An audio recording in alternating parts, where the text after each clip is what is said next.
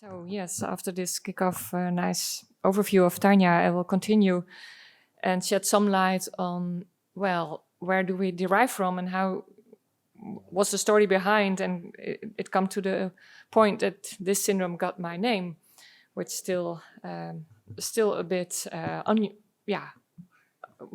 uncomfortable, I must say, but I'm afraid it's the story and nothing to change about that. This is about history. So all the work I present is done from my formal affiliation, which is in the Radboud UMC Hospital. I worked for almost 25 years, but recently I moved to Rotterdam to the Erasmus Medical Center, and but I'm still in close connection to the Radboud teams, of course, especially when it comes to this syndrome.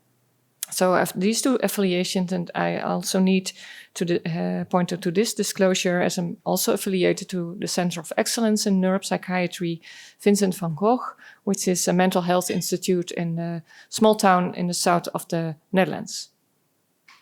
So this story starts in 2002, when I started my PhD studies, where here you show the front page of my thesis, which was in fact on X-linked and by that time called mental retardation. Now it's referred to as intellectual disability within the frame of neurodevelopmental disorders. Nijmegen is, for those not really known, close to the German border, and over here we have my novel environment in Rotterdam. And as I mentioned, all the work is done, also especially the clinical work, from the expert center that we established in the Radboud UMC Hospital for this syndrome. And well, we really have a very different way of working in our clinical genetics environment because, well, of the technologies, what I will come back to it in a minute, really changed the way of our work and pipelines. Of course, also this digital world changed. So where we started off with paper files of the patients and register everything on paper, now really moved to the digital world, and all data are now stored in digital registries and electronic health records of the patient. So also that really moves and changes the way of clinical studies. So we speak of the Kleefstra syndrome and the caused by EAT71 gene defects within the frame of monogenetic neurodevelopmental disorders. And that's in fact a group of disorders and conditions with an onset in the developmental period already, well, a congenital onset. And there's many clinical descriptions that fit in this spectrum, like intellectual disability I just mentioned, but not per se needs to have an intellectual disability. It may also be a global developmental delay, autism spectrum disorder, communication disorder, etc. So they all fit in this spectrum. And in fact, this is a kind of typical patient with neurodevelopmental disorder, with all kinds of symptoms because of their vulnerable brains, but also may be associated with many other organ problems because the genes affected in these monogenetic disorders are very important in all kinds of cellular processes and developmental processes. So we often see association with other organ defects. And in some disorders, some syndromes, there might be a little bit higher prevalence of certain organ defects compared to others. But in general, if we group them all together, this is about the percentage of problems that you see. So when we say there is seizures in around 20% of the individuals within a syndrome, it's not very specific because that's, well, seen across the syndromes. We regard them as rare syndromes, yes, because the individual gene defects are rare, but as a group, it's not rare, it's common. So the prevalence in the population is about 2%, so 1 in 50 children may be born with such genetic defects. And currently there's already over 1,600 genes known that each individually can cause neurodevelopmental disorder when an aberration is present in such a gene. And this is, of course, difficult for us as clinicians to recognize such individual gene defects based on clinical features because of this broad spectrum and overlapping spectrum. And there the technologies have helped us enormously. So here you see a schematic overview of technologies through the years. On the left, the cell with its chromosomes and the DNA structure. And on the right, through time, the way, the ability for us to look in a genome-wide content to our genetic information. So that has long been only possible by conventional microscopic analysis, by looking at cells through the light microscope and count the number of chromosomes and look at the chromosomal structures. And late last century, there was a change in this approach by first implementing this fluorescent technique by coloring the chromosomes. It's called FISH. And then in the beginning of the century, the introduction of chromosomal microarray studies, where we can look at much smaller chromosome abnormalities as compared to light microscope. So with a light microscope, you can detect about abnormalities of about 5 million base pairs, and with a microarray, it's much smaller aberrations.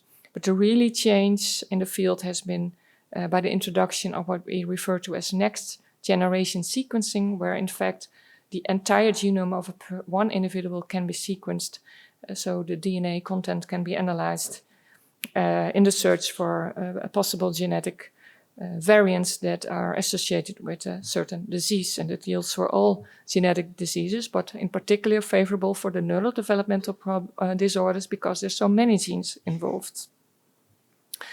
But I first want to go back to this area. So the area where this FISH technique appeared, because that appeared very important for the neurodevelopmental disorders or the intellectual disability. And that's because that we can refer to in this kind of breakthrough paper, what was published in the Lancet, where this group showed that these subtle chromosomal rearrangements in children with unexplained mental retardation seem to be an important cause. So with this coloring of the chromosomes, especially at the telomeres, at the ends of the chromosome, they are very gene-rich. It was shown that deletions or duplications of these telomeric ends of the chromosomes were important in the causative spectra for neurodevelopmental issues. And in this same time, so remember, we didn't have next generation sequencing, we didn't have chromosomal microarray studies, so these other approaches were important to find genetic causes. And one other approach that was already done for several years or focused on X-linked disorders. That was also where we in Nijmegen worked on already for quite a long time. And I was embedded in the team working on X-linked mental retardation. And this is a picture from the team from that time. Maybe you recognize me here at the back. Maybe you recognize Professor van Bokhoven, who will be in the audience. Professor Ben Hamel, he is obviously retired. He's in his 80s now. But this was a very successful, and he already connected well to other European centers to combine data sets, because we realized it's important for such studies on rare disorders to have an international collaboration. So we collected with several centers in Europe to identify causes on the X chromosome for, that's called mental retardation by that time. Again, that's renamed and it's now intellectual disability. So that my study aimed for defining such defects and defining disorders caused by X-linked defects. And again, this is the front of my thesis, and what in fact the major study that we did during my thesis was to identify breakpoints of chromosome X and chromosome 9. They are schematically shown here because we identified this chromosome, what's called a translocation in a female with, by that time, unexplained intellectual disability. So you see here the schematic illustration of what happened in that girl. So part of chromosome 9, the tip of the long arm of chromosome 9 was exchanged with the tip of chromosome X. And we studied the breakpoints because we hypothesized it might very well be that the disruption of this breakpoint may cause her features, because in such a girl with such a translocation, the normal X will be inactivated in order to keep this gene dosage of the autosomal chromosome in place. So we set out to identify these breakpoints, and it took us over 3 years. Nowadays, it's done with the techniques within a few weeks, if you want, but it took us 3 years. And we indeed identified the exact breakpoints both on the X chromosome and on chromosome 9. And while we primarily were interested in this X chromosomal defect, we kind of immediately jumped to this chromosome 9 because, well, ECMT1 was from biology perspective, very interesting gene in causing histone methylation. We will hear about it more at the conference. So biology was very interesting, but also by that time, the first individuals with this very small 9q deletions appeared in the medical literature, so by this fish study I just presented. And the children, as depicted here in the photographs, they very much had similar appearance as our index patient with this translocation. So we hypothesized, well, this ECMT1 gene might very well be the gene that causes the major features in these children, because ECMT1 was in the middle of these chromosome deletions at 9q. And there we set out to colleagues, again, in our international collaborations, in our national fields, showing pictures, telling about the ECMT1, if they had individuals with similar features, but with normal chromosomes, because they would be very interesting to look for ECMT1 variants in their DNA.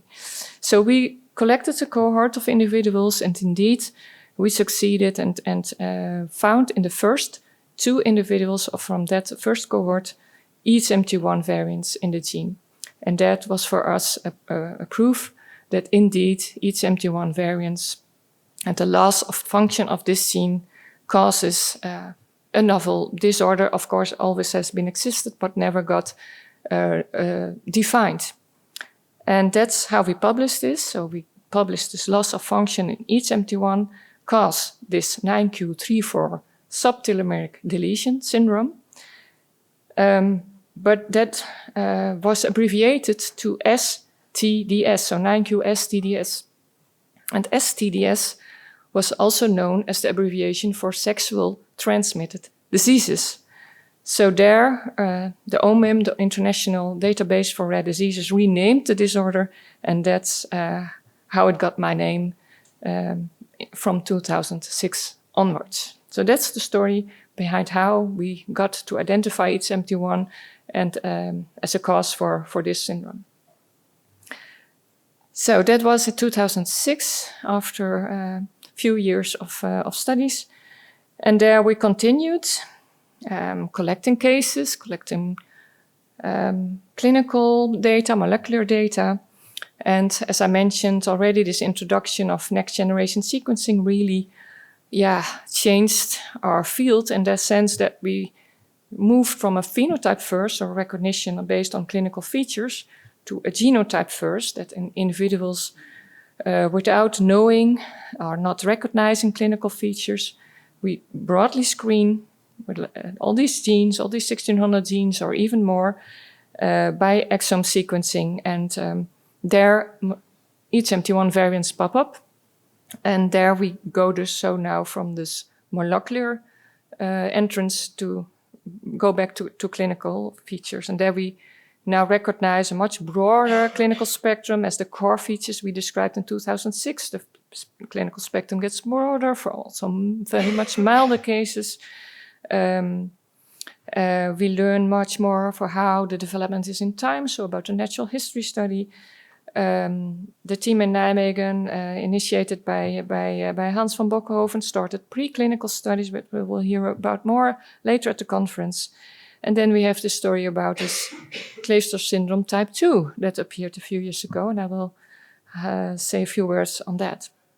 So we keep on trying to have focus on this gene and disorder and study it in the broad smarter context, and especially as a clinician, I recognize there's a lot of issues also on brain function, psychology, psychiatry, and always trying to integrate the knowledge from the different disciplines, not only for this syndrome, but also for other syndromes to get forward to better management and treatment for such disorders. And we will hear more about it during the conference from other researchers from Nijmegen and also from other teams. So I only briefly highlight a little bit on this psychiatric issues because our team could not present this work today. But we already in 2011 published a series on 3 individuals, 3 adults with the syndrome who really showed an important decline in functioning, and that was really worrisome to us. So we motivated to study this further, and it was in fact done by Carlijn Vermeulen, child psychiatrist from the Nijmegen team, who did her thesis study purely on the psychiatry in Kleefstra syndrome in this first 24 patients that we had collected and that we know of in the Netherlands, and a few in Belgium and the German borders. And what came from her studies, a lot of data, but one of the issues that she identified and where she focused on was this possible loss of function late puberty or post-puberty. And for example, in these 3 individuals, he's almost... You can see a kind of objective measurement of this loss of function because it's very difficult to objectively refer to that. And this is measured by an adaptive behavior scale, the Vineland-3 scale. It's composed of 3 domains: communication, daily living, and socialization. And there's all kind of questions. It's in clinical interview that you can score points to it, 0, 1, or 2, and in total you can get 450 points if everything is fine. And for these 3 individuals, she was able to have a Vineland measure and also a measurement after 1 or 2 years. And for these 3 cases, you can see that they really come out lower in their point scale. For individual 3, even a loss of over 50%. So this pilot data were introduced in a call for extra budget, and we were happy to receive the budget. And this study is conducted by Joost Kummeling, a PhD student from our group, where there in fact were 3 aims, and that is to define a follow-up strategy. So what kind of assessments would be useful to apply and to follow up these patients, and also to have an international study done to collect data on clinical measures and also to result of intervention. In our experience, clinical experience, we had the best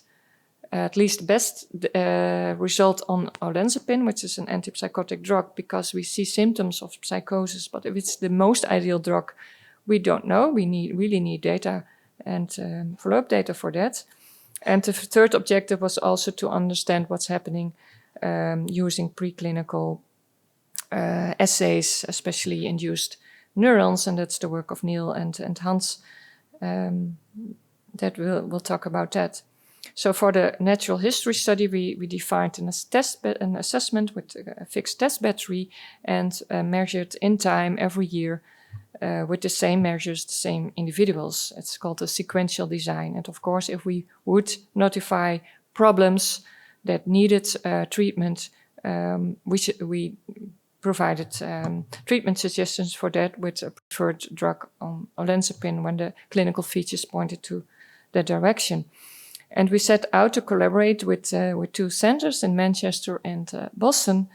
But there we had this huge challenge of COVID, because COVID appeared in the middle of these studies we were just about to start, and then we couldn't visit the patients anymore. So that has really hampered data collection, and Manchester in the end could not provide help in this study. But the Boston team did. They really did a great work also with the support of iDefine, and they could collect still in the final stage of the study some data of individuals seen there over there. And this work is now analyzed by Joost and our team, and we hope in the next meeting we can present results data from this cohort study. And then a few words on this syndrome type 2. So there, again, this appeared in the OMIM database, not after this story I just mentioned in the journey, but this has another story. So where is this derived from? Then I go back to 2011, when we just started with use of next generation sequencing. So, but until 2011, and also for some years thereafter, the only way of molecular diagnosing individuals with this Kleefstra syndrome was by targeted, and that's called Sanger sequencing. So suspicion of a clinician who would ask our laboratory, could you please screen EH71 because I suspect this patient for this syndrome, and then we applied a direct testing for EH71. So again, phenotype first. And by that approach, we found indeed in 25% of our referrals an EH71 variant, but in the remaining 75, we had no clue about their cause, though their symptoms overlapped at somehow with the classical syndrome.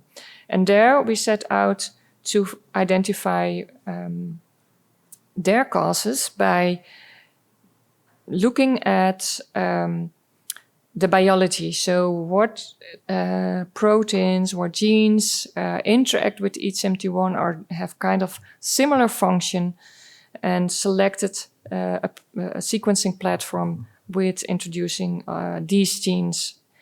And in the end, we had 10 cases selected for these approaches. Remember, it's 2011, so we were really at the front of next-generation sequencing. It was not available widely, nor clinically. And we set out first to have this targeted approach, so by selected genes from, for example, gene ontology term, chromatin modification, or by selecting known interactions by that time for EH71. And then in total, we had around 400 genes sequenced by this approach.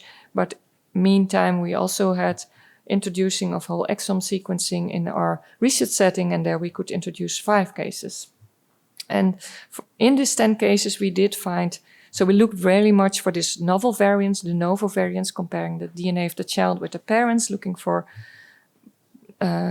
variants that predicted pathogenicity and could cause the disorder in the children.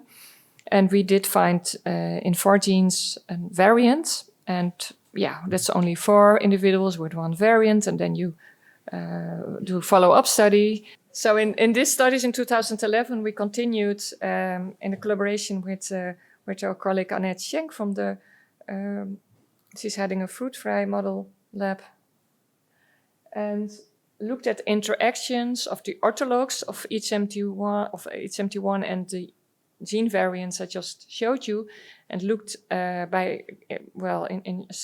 short at an interaction of fruit fly models, and looked as an readout to the vein phenotype. And especially for MLL3, so that's the KMT2C gene, and in fruit flies TRR as an autolog, the most devastating phenotype we found was for EH71 and KMT and MLL3 interaction, because there was no vein development at all. There was not even viable larvae. So this shows that the interaction of ECM2 and TRR is very strong in fruit fly, and at least as from a biological perspective, important. So there we published this kind of phenotype and genotype network of overlapping phenotypes and underlying genotypes. And this was picked up in 2012 from OMIM as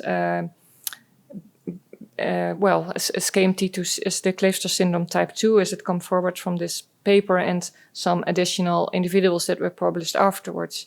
And it's, of course, quite confusing because KMT2C variants do provide neurodevelopmental problems, and that some overlap with Kleefstra syndrome, but it's a different and a distinct disorder. And we are now boosting and tackling this.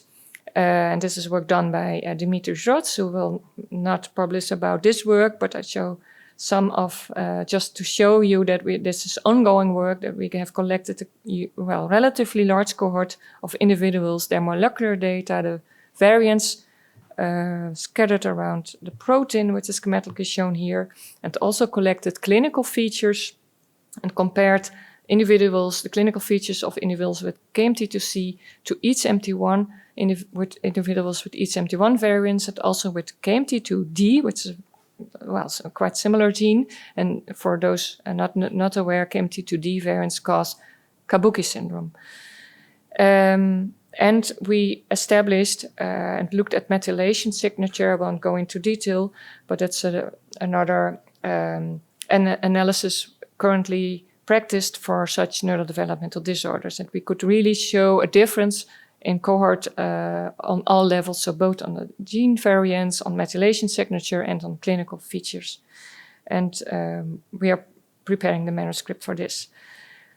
Then a few words on guideline. This map already was shown by Tanya, this great map that shows the spreading of where individuals are diagnosed around the world. And yeah, as we all know, this is really important to combine efforts for such rare disorders because we receive still many clinical questions. How to treat this? Did you see that? Is it more common?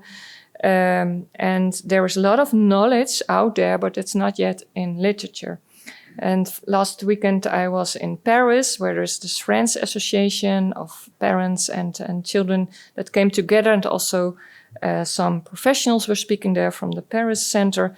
And it appeared they already also have over 50 cases, that they really have good clinical data, but it's not published. And so there is, lots of clinical centers that collect data, but we really need to combine efforts to have meaningful significant data for a guideline and recommendations. And this is work done by many professionals, by Ariane Bouwman, who is in the audience, will not talk about this guideline, but she is really very active on getting this connected and established with support of the IRN Ithaca. There we are very active now on getting this guideline. It's already an ongoing process for 2 years. It's very complicated and very challenging. And of course, we don't have so much evidence-based data, but we have much data that we can come to consensus agreements. So really, would motivate clinicians to be partner in this consortium. There's already over 60 participants, both professionals and patient representatives from different countries, and we can tell a bit more, or Ariane or Tanya is also very active, or Ines, about this guideline initiative, but we aim for finalizing the guideline end of the year next or beginning of next year, as we have, we're quite far ahead. And that's, I would like to end my presentation, and really again, thanks to a lot of people, some, so as Hans already working on this syndrome already for over 20 years. Thanks to all the patient organizations, thanks to iDefine USA, to Jeff and Eric, who also established great efforts and support the global community with all their energy. So, and thank to you for your attention. you.